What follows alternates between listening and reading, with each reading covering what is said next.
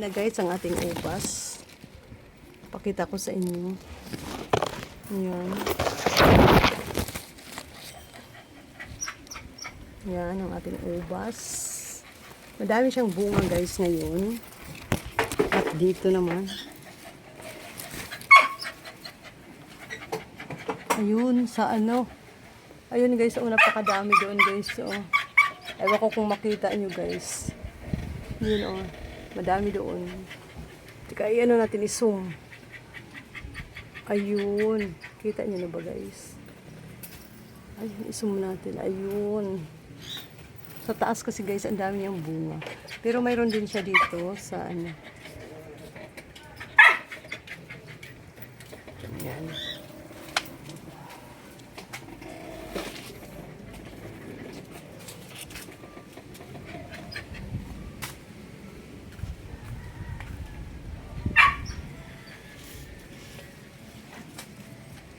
Ito pa guys. Ayan, dito. Mayroon din siya din eh. Saan ba yung nakita ko? Ayun pala sa baba. Ayan guys. Ayan. Nakita nyo ba? Ayan.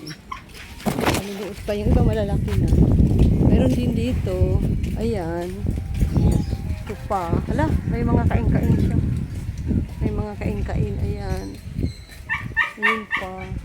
Madami nga siyang bunga ngayon guys. Kasi na-pruning ko to bago ako umalis. Nung bago ako umalis, mayroon na to doon sa mataas. Kaso lang, ayun oh, pahinog na rin. Pinabayaan ka sila ni Ro noon. Mga hinog niya, hindi kinukuha. Ayun, nasa taas kasi. Yan, kasi pruning ko to. Kaya ang dami niyang bunga. Nakakatuwa pag ano na yan. Ayan. Ito, pabunga na naman yan. Pag ganyan guys, pabunga na naman yan. Yung laklak na yan, pabunga yan.